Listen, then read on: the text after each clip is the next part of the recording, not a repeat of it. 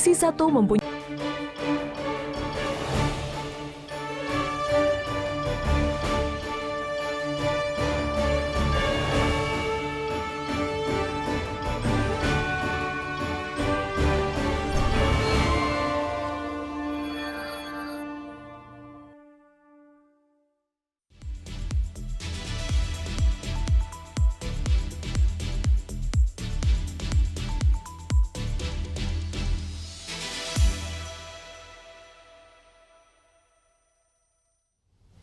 Apa kabar pemirsa TVR Parlemen dimanapun Anda berada, berjumpa kembali dalam program TVR 17 bersama saya Nazia Sudirja. Tepat pukul 17 waktu Indonesia Barat kami hadirkan kepada Anda sejumlah informasi paling baru dan menarik seputar kinerja dan kegiatan DPR RI yang telah disajikan oleh redaksi TVR Parlemen. Pemirsa TVR Parlemen, inilah TVR 17 selengkapnya.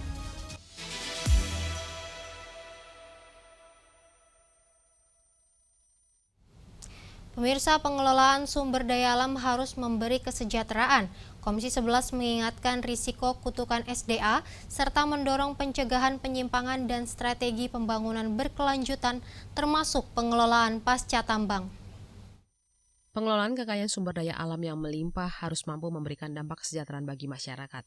Komisi 11 DPR RI menekankan pentingnya upaya pencegahan terhadap penyimpangan dan penyalahgunaan pemanfaatan SDA serta perlunya strategi pembangunan yang berkelanjutan di lahan bekas eksplorasi tambang. Ketua Komisi 11 DPR RI Muhammad Misbakun menyampaikan kekhawatirannya terhadap resiko suatu daerah terjerumus dalam istilah resource curse atau kutukan sumber daya alam. Menurutnya, Indonesia harus memiliki strategi komprehensif agar sumber daya alam yang melimpah tidak berujung pada kesengsaraan hingga kemiskinan masyarakat di daerah penghasil produk tambang. Dana bagi hasil sumber daya alam ini. Jangan sampai kita terjebak kepada istilah kutukan sumber daya alam, kutukan SDA.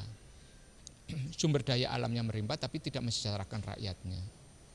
Nah, kita juga harus sadar sepenuhnya bahwa Indonesia ini adalah negara kesatuan. Mulai dari Sabang sampai Merauke, dari wilayah timur sampai wilayah barat, di mana pembagian sumber daya alam itu tidak merata.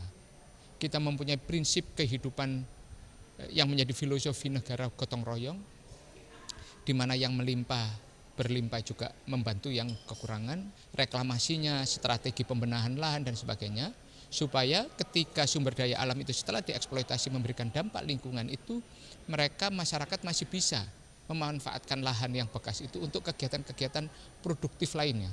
Komisi 11 DPR RI terus mendorong agar pengelolaan sumber daya alam di Indonesia bersifat berkelanjutan, berkeadilan, dan mengutamakan kesejahteraan rakyat. Dari Pangkal Pinang, Bangka Belitung, Siva Fauzia, TVR Parlemen, melaporkan. Beralih ke berita selanjutnya, pemirsa, permintaan pasar satwa liar kian mengancam ekosistem. Komisi 4 menegaskan perlindungan harus bersifat strategis, serta mendorong kebijakan khusus agar pengawasan tidak terhambat keterbatasan anggaran. Tingginya permintaan pasar terhadap pemanfaatan satwa liar semakin mengancam kelestarian ekosistem Indonesia. Keberadaan satwa liar sebagai keystone species sangat penting dalam jejaring makanan. Komisi 4 DPR RI menekankan perlindungan satwa liar bukan hanya soal konservasi, tapi juga menyangkut kepentingan ekologis dan masa depan ekosistem. Anggota Komisi 4 DPR RI Rohmin Dahuri mengatakan, satwa liar memiliki peran strategis dalam menjaga keseimbangan alam. Satwa liar juga menyimpan plasma nutfah atau sumber genetik bernilai tinggi yang berpotensi besar bagi pengembangan obat dan ilmu pengetahuan. Rohmin menambahkan, berdasarkan penjelasan BKSDA Jawa Timur, keterbatasan anggaran dan personel membuat pengawasan terhadap perdagangan ilegal belum maksimal. Ini berbicara satwa liar untuk seluruh rakyat Indonesia sangat penting ya. Seolah-olah kan nggak ada artinya tuh gajah, harimau ya. Padahal dari segi eko dan biologi itu sangat penting untuk keberlanjutan bukan hanya ekosistem alam, bukan hanya untuk flora fauna lainnya, tetapi juga untuk manusia. Kenapa? Karena satwa liar itu merupakan salah satu keystone species, spesies yang sangat penting dalam jejaring makanan di kehidupan.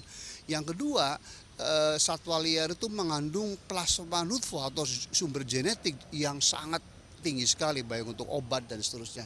Jadi mari kita kedepannya harus jaga. Perlindungan satwa liar masih menghadapi berbagai tantangan. Lemahnya pengawasan dan beberapa masalah krusial yang dihadapi seperti keterbatasan wewenang serta tekanan pasar yang terus meningkat berpotensi memperluas praktik perdagangan ilegal. Untuk itu, penguatan kelembagaan dan dukungan kebijakan mutlak diperlukan agar upaya konservasi dapat berjalan optimal. Dari Sidoarjo, Jawa Timur, Rangga Wijaya, TVR Parlemen, melaporkan. Pemirsa, BKSAP DPR RI menggandeng Universitas Indonesia untuk memperkuat Asosiasi Parlemen Berbahasa Indonesia Melayu. Kolaborasi ini menjadikan bahasa Indonesia sebagai sarana diplomasi dan komunikasi utama di kawasan ASEAN. Badan Kerjasama Antar Parlemen atau BKSAP DPR RI menggandeng Universitas Indonesia untuk memperkuat eksistensi Asosiasi Parlemen Berbahasa Indonesia Melayu. Kolaborasi ini difokuskan pada penguatan landasan akademis guna menjadikan bahasa Indonesia sebagai bahasa komunikasi utama di kawasan Asia Tenggara. Wakil Ketua BKSAP DPR RI, Irina Yusiana Roba Putri menyatakan, pengukuhan asosiasi ini merupakan upaya untuk menyatukan bangsa-bangsa di ASEAN. Ia menegaskan pentingnya menghapus dikotomi antara bahasa Indonesia dan bahasa Melayu sebagai landasan diplomasi. Tentu Indonesia sebagai inisiator terkait dengan Parlemen Berbahasa Melayu Indonesia harus memiliki langkah-langkah konkret di dalam kita mensosialisasikan. Tetapi sebelum jauh mensosialisasikan tentunya adalah pemahaman yang sama terkait dengan sejarah bahasa Melayu itu sendiri. Permasalahan terkait dengan bahasa Melayu dan Indonesia salah satunya adalah mengenai dikotomi, di mana hari ini kita mengetahui bahwa tidak ada perbedaan antara bahasa Indonesia dan Melayu karena bahasa Indonesia adalah bahasa Melayu yang paling populer. Menyambut langkah tersebut, Fakultas Ilmu Pengetahuan Budaya Universitas Indonesia siap memberikan kontribusi melalui kajian ilmiah untuk memperkuat posisi asosiasi di tingkat internasional. Tentu saja membawa keyakinan bagi kami bahwa segala macam kajian tentang penggunaan bahasa, terutama adalah bahasa Indonesia yang berangkat dari bahasa Melayu, tentu saja dapat menjadi salah satu kontribusi yang pasti akan lebih kuat lagi bagi peningkatan internasionalisasi bahasa Indonesia di seluruh dunia. Dari Depok, Jawa Barat, Vincent Aldi, TVR Parlemen, melaporkan. Di tengah percepatan transformasi digital nasional, pemerataan akses internet menjadi isu strategis yang menentukan kualitas hidup masyarakat di seluruh wilayah Indonesia. Informasi selengkapnya usai jeda, jangan kemana-mana, tetaplah di TVR 17.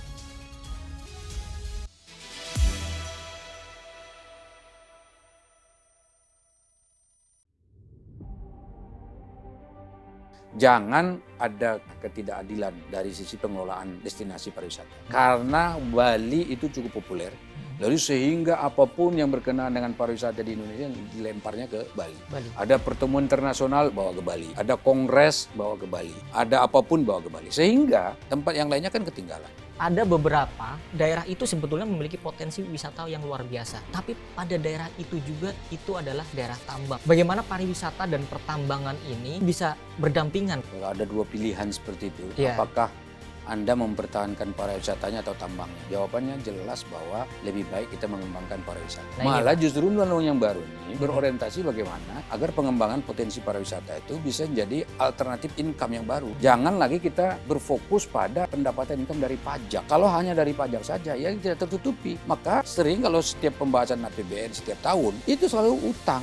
Kenapa kalau misalkan kita berwisata ke luar negeri, misalkan ke Singapura, Malaysia, itu bisa lebih murah, Pak, ketimbang ke dalam negeri yang akhirnya malah negara sebelah nih, Pak, yang kaya dari pariwisata. Apa yang salah dari sistem pariwisata kita?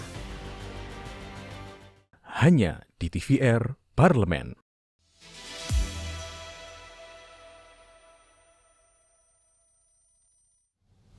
Anda kembali menyaksikan TVR 17. Pemirsa, ketersediaan akses internet tidak lagi sekadar penunjang aktivitas, melainkan telah menjadi kebutuhan dasar dalam mendukung pendidikan, pelayanan publik, serta penguatan ekonomi masyarakat, khususnya di daerah-daerah yang selama ini belum terlayani secara optimal. Dalam kerangka tersebut, DPR RI melalui Komisi 1 menjadikan pemerataan infrastruktur telekomunikasi sebagai agenda strategis, dengan menegaskan kehadiran negara di wilayah-wilayah non-komersial, serta mendorong sinergi berkelanjutan antara pemerintah, sektor swasta, dan juga masyarakat. Simak liputan mendalam yang telah dikemas tim redaksi TVR Parlemen dalam segmen editorial Parlemen berikut ini.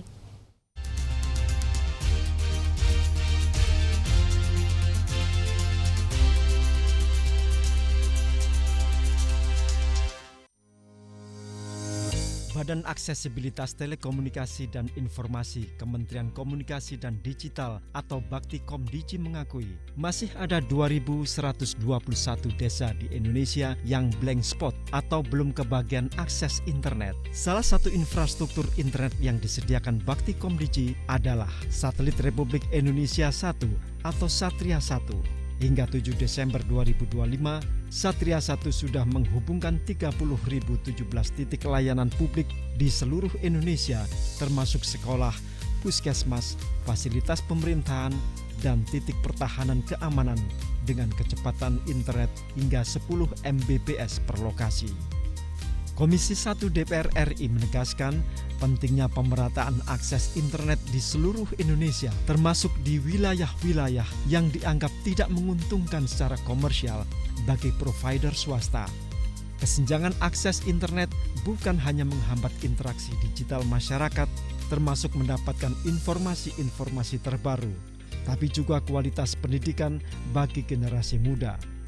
Pembangunan infrastruktur digital dengan pengadaan BTS, fiber optik, dan jaringan pendukung seperti Satria 1 di wilayah 3T dan wilayah timur Indonesia harus menjadi prioritas pemerintah melalui program Baktikomdigi agar masyarakat di wilayah tersebut juga ikut merasakan transformasi dan kemajuan digital secara penuh. Masyarakat di daerah 3T memiliki kesempatan yang sama seperti masyarakat perkotaan untuk melakukan kegiatan dan interaksi secara daring lintas wilayah, bahkan lintas negara atau internasional. Akses jaringan komunikasi dan internet yang stabil akan membuka peluang ekonomi yang lebih banyak dan memperluas jangkauan layanan publik, sehingga meningkatkan kualitas hidup masyarakat di daerah. Infrastruktur digital ini selain daerah 3T, juga masih ada beberapa daerah yang juga memerlukan sentuhan bakti, karena secara komersial memang tidak memungkinkan atau secara geografis kondisinya sulit. Ke depan nanti setelah infrastruktur ini selesai, yang backbone-nya sudah selesai, dilanjutkan dengan infrastruktur yang masuk langsung ke pengguna-pengguna ya, di puskesmas, di sekolah, di kelurahan-kelurahan atau di kelompok-kelompok tani. Nah, sehingga nanti pemanfaatan infrastruktur yang ada ini bisa maksimal. Contoh misalnya kita ingin belajar sesuatu mengenai misalnya beasiswa di Harvard University misalnya di Amerika, kita bisa lakukan di NTT ini. Tapi kalau kita lemot bagaimana bisa nge-affair dengan orang yang di Jawa, mereka dapat akses internet sehingga bisa mengadakan misalnya kuliah secara online ke luar negeri. Dengan adanya internet ini didukung oleh Bakti, sehingga tidak lagi Indonesia menjadi daerah yang ada yang maju, ada yang terdepan, ada yang terbelakang. Insya Allah semua menjadi 3T, terdepan, termaju, dan tersejahtera di seluruh Indonesia Raya. Pemerataan akses internet harus diiringi kolaborasi dan sinergi seluruh pihak, baik pemerintah pusat dan pemerintah daerah, pihak swasta dan masyarakat, karena kebutuhan internet di berbagai aspek semakin penting, termasuk di wilayah 3T. Bahkan dalam proses pembelajaran tingkat dasar sampai tinggi membutuhkan dukungan internet. Tanpa jaringan internet yang stabil dan memadai, proses pembelajaran di wilayah 3T dan wilayah timur Indonesia dikhawatirkan semakin tertinggal. Penguatan infrastruktur telekomunikasi tetap menjadi agenda prioritas Komisi 1 DPR RI, sehingga pemanfaatan teknologi dirasakan secara merata oleh seluruh masyarakat Indonesia. Sementara itu, masyarakat diajak memanfaatkan fasilitas internet yang disediakan pemerintah untuk kemajuan masyarakat dan mendukung tujuan pembangunan digital nasional. Program-program pemerintah ini bisa sinergi untuk memastikan tidak ada lagi yang blank spot di kawasan Sulawesi Selatan, termasuk yang 3T tadi. Karena 3T itu sudah ada Visat, apalagi programnya Pak Presiden kita itu bagaimana supaya pembelajaran di Dikdasmen itu di beberapa sekolah itu sudah menggunakan smartboard. Kalau tidak ada internet, tidak mungkin orang bisa belajar tanpa internet. Oleh karena itu kita minta supaya ini betul-betul 100% no blank spot.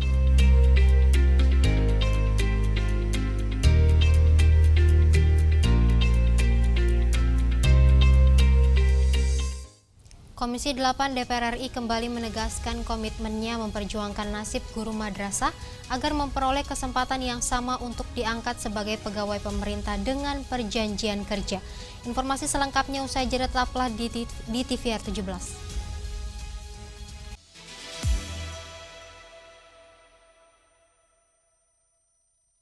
Saya Andreas Edi Susetio, Ketua Badan Akuntabilitas Keuangan Negara yang sering disingkat menjadi mantu.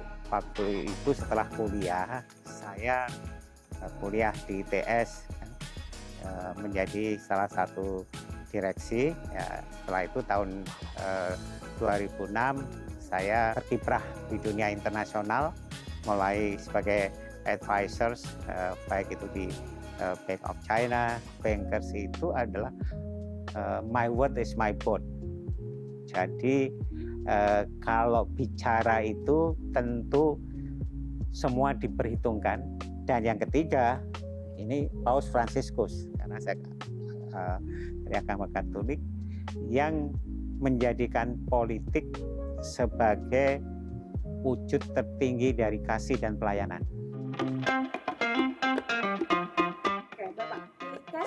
Rekomendasi menurut Bapak? Putu Lanang asli itu Malang.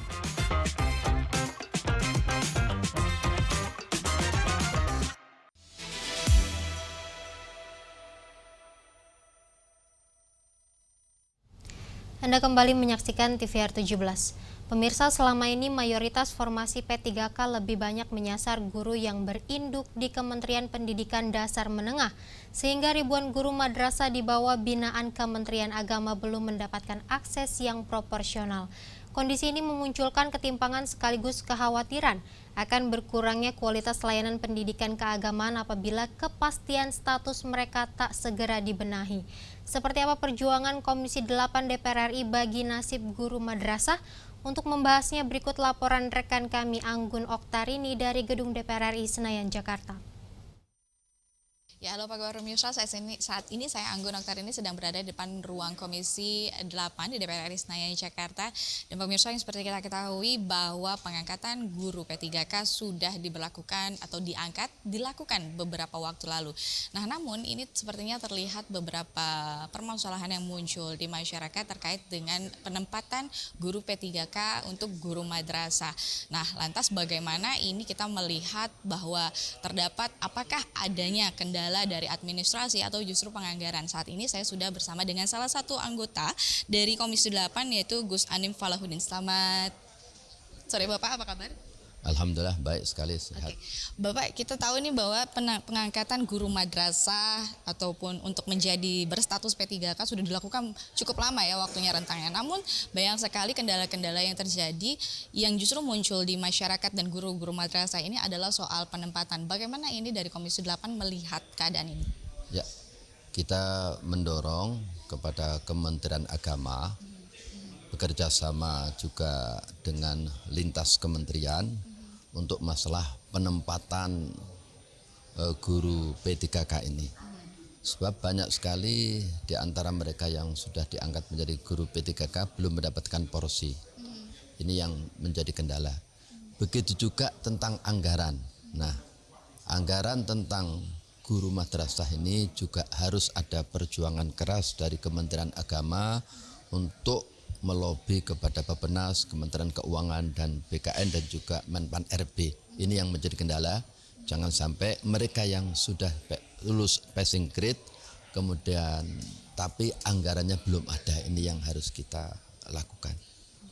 Pak, kalau misalnya melihat keadaan tersebut nih Pak, apa memang itu belum diprediksi? Komisi 8 pun melihat belum diprediksi nih terkait anggarannya untuk bisa mencukupi dari kuota yang tersedia dari guru-guru madrasah sendiri. Karena ini cukup lama Pak waktunya.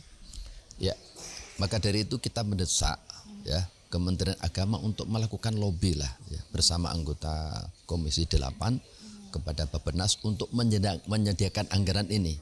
Bahwa kebutuhan di Kementerian Agama baik untuk guru-guru madrasah maupun PIP dan KIP ini masih minim sekali. Kalau kita lihat untuk KIP dan PIP itu hanya masih 3%. Padahal kita tahu sendiri bahwa orang-orang yang sekolah di sekolah pendidikan yang di bawah naungan Kementerian Agama itu kebanyakan orang yang ekonominya ke bawah lah ya. Maka dari itu untuk PIP dan KIP ini perlu anggarannya diperbanyak lagi. Yang sekarang ini masih 3%, idealnya adalah 30% lah, itu seperti itu. Apakah ini juga termasuk permasalahan dari teknis administrasi yang berjalan, Pak? Karena kita ketahui bahwa memang belum terfokus nih terkait dengan guru madrasah di awal, tapi ternyata dapat perhatian khusus. Apakah itu juga menjadi salah satu kendala?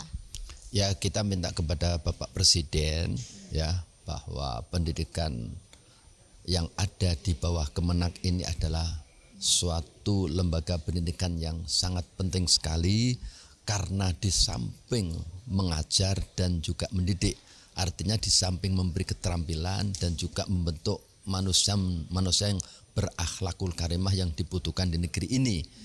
Jangan sampai punya pandangan bahwa sekolah di madrasah adalah penghambat kemajuan bangsa ini, jangan sampai seperti itu.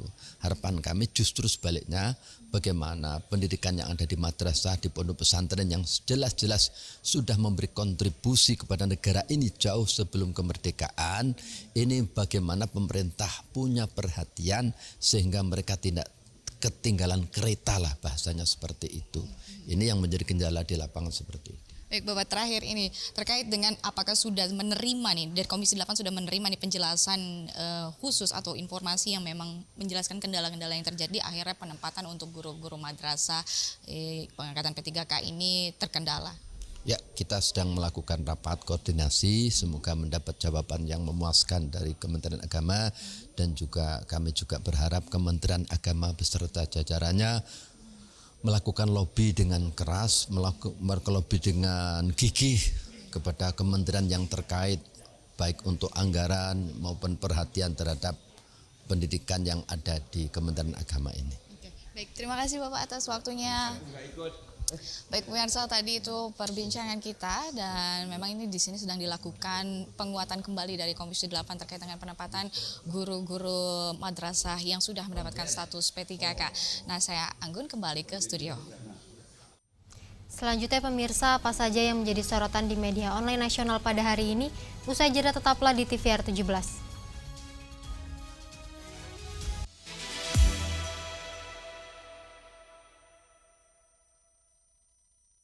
Kalau sakit sampai 2 minggu on off kayak gitu kira-kira? Ya kalau 2 minggu gitu sih bisa jadi karena virus. Ya, tadi sempat periksa dulu. Oh gitu. Juga menggigil. Agak flu. Sering lonely maksudnya. Ada juga dok yang aku baca 6 bulan batuk nggak sembuh-sembuh. Normalnya itu berapa lama sembuh? Karena nggak mungkin virus itu infeksinya 6 bulan. Semester itu ya? Semester. Satu semester. Bayar SPP dulu. Iya. Biasanya bayar SPP itu. Juga ya kalau untuk orang dewasa ya kan memang dewasa itu juga ada vaksinnya. Vaksin influenza gitu. Tuh, dianjurkannya 1 tahun sekali. Tuh, tahun sekali. Teman batuk nggak? Enggak sih. Mama? Ini batuk nih banyak pelepas nih. Banyak tunggakan. Ya intinya lah jaga iman, jaga imun.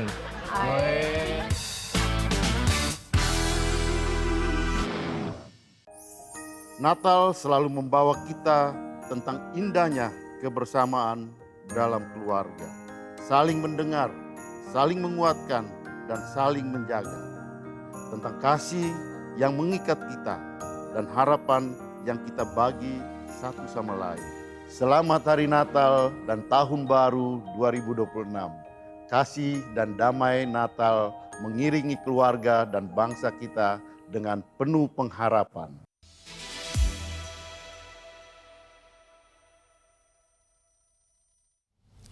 Anda kembali menyaksikan TVR 17. Pemirsa, kali ini kita masuk ke segmen media online nasional. Mari kita simak isu apa saja yang menjadi sorotan media, serta tanggapan dari sejumlah anggota Dewan bersama rekan kami Dadi Ramadan. Silakan Dadi.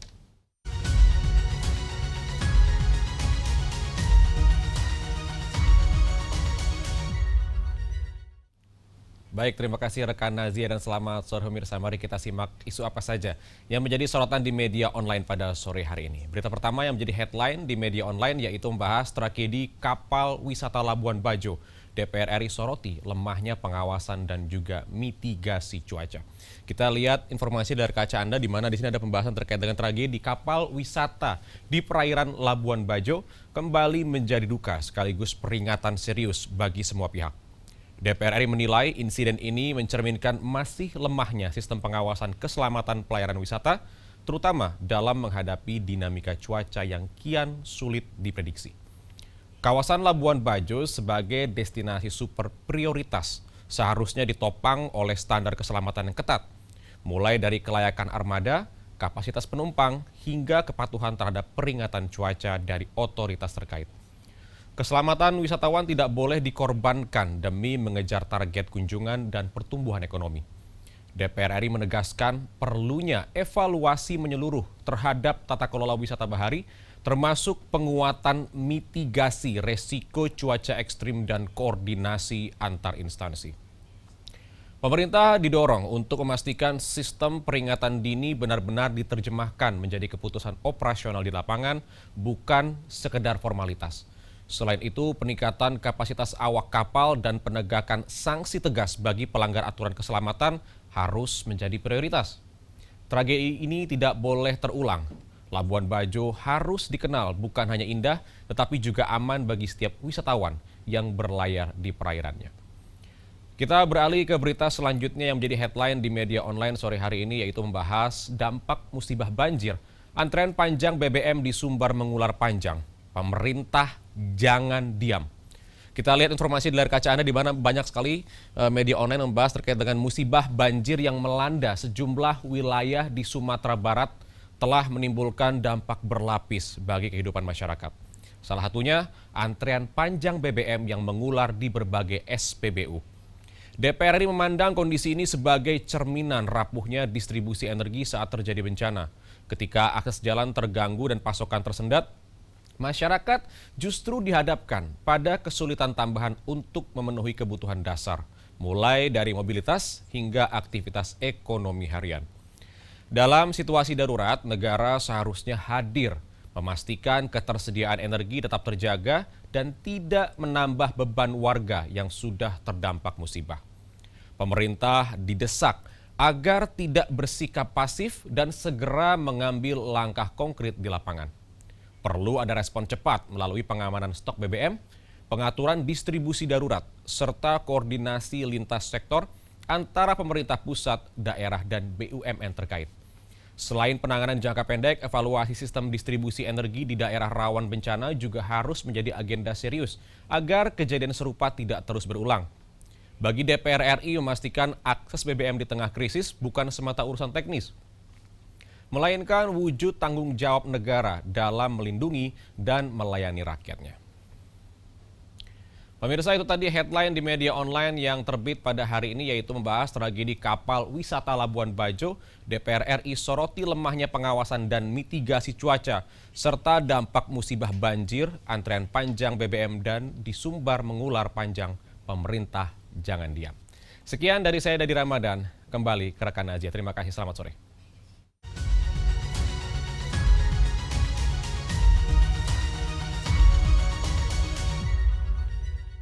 Terima kasih rekan Dadi yang telah menyampaikan sejumlah update sorotan dari media online nasional pada hari ini.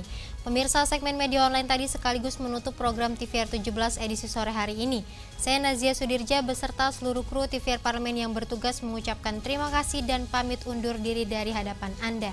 TVR Parlemen, referensi Indonesia.